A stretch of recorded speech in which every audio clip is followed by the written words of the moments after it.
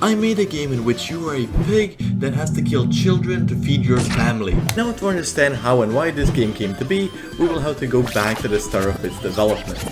During a history lesson that I was totally paying attention to, we were discussing the Middle Ages. About halfway through, the professor mentioned something about animals being put to trials, and I was like, huh? He continued his lecture like normal, while I thought, man, I could totally make a game out of this. So when I got home, I started researching. The story I decided to focus my game on goes something like this. In December of 1457, France was again the scene of a bloody murder. This time in Savigny, where a sow had turned to violence with 6 piglets in tow. After all 7 pigs were caught in the act, they were imprisoned and eventually brought to trial. When all had been decided, the court called a professional hangman to carry out the sentence on the sow, while letting the piglets go. My starting idea was a 2D isometric tile game where you would play as different animals, collecting food while also avoiding the humans. If you were ever to get caught by the humans, you would be put to trial where you could use a lure card. A lawyer? But what lawyer would be crazy enough to defend an animal? Well, you'd be surprised. In 1522, some rats were charged of eating and destroying crops. The villagers and farmers alike were outraged and demanded justice be served. As the prosecution was about to begin, a man stood at the door of the courthouse.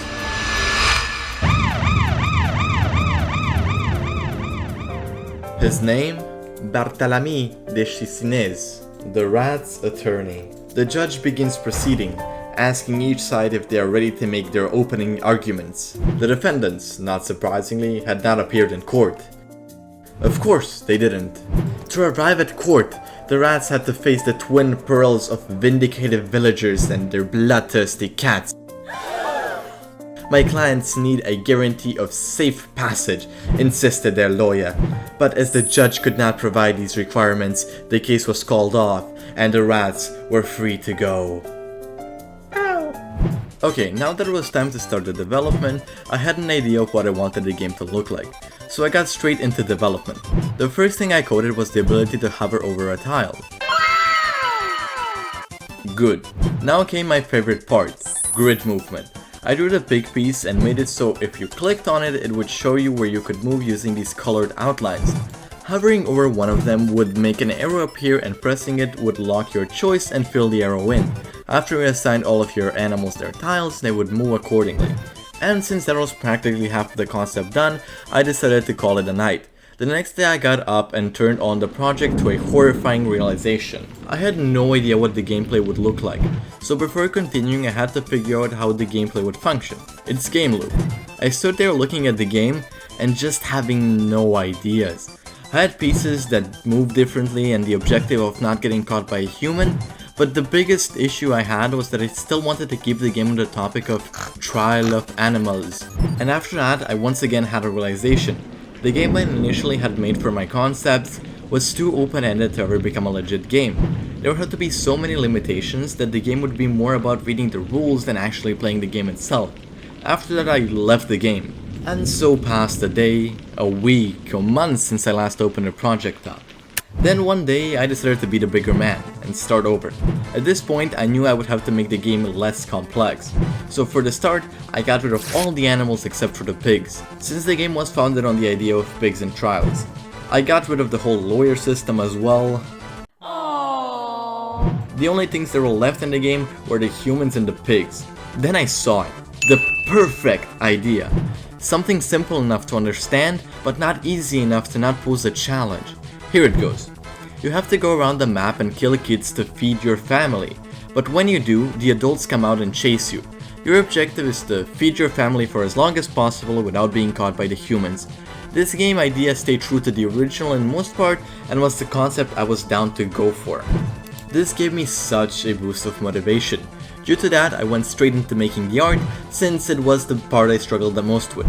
First it was the paths that you would walk on, then the fields for the pigs and the houses for the humans, a nice fountain to bring the joy to this world of Tara. After that I put all those sprites into the game.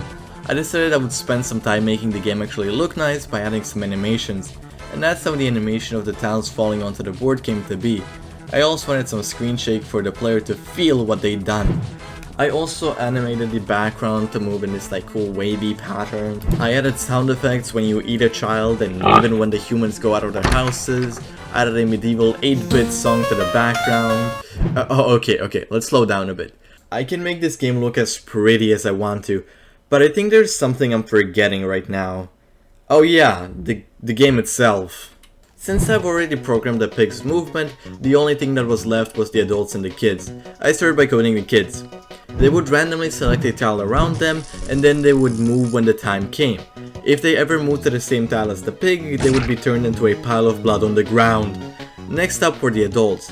They were practically the same as the kids. The only difference was that when they landed on the same tile as the pig, the game would restart itself. I struggled a lot with the game crashing itself, since the humans had a while loop for finding the next space to move to. If they ever got stuck in a corner due to another humans, the while loop would never end and the game would just wipe out. The way I got around this was by adding a cap to the amount of times the while loop could repeat itself before ending. I guess I just made a for loop. I also struggled a lot when it came to making the humans not move into each other, since they consistently kept picking the same spots.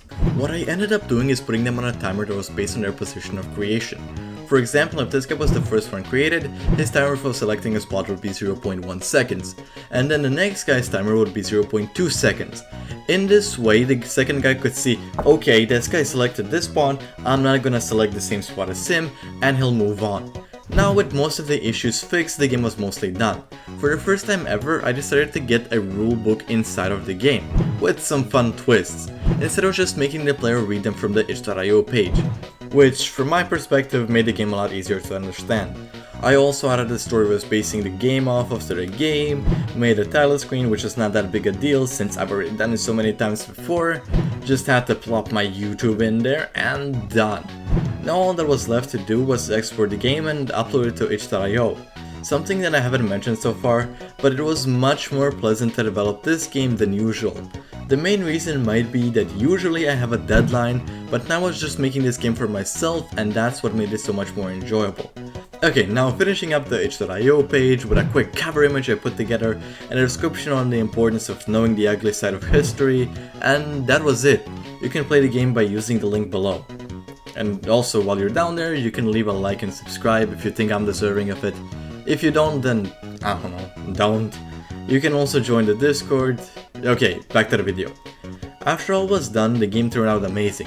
I do however think I could have made it a bit harder, but it's always better to make an easier game than to make an impossible one. The process of game development shows how important it is to be persistent and never give up. Sometimes you might have to change a few things, maybe even start all over, but in the end, it is the path to the victory that counts, not the victory itself. That would be all from me. Hope to see you all next time.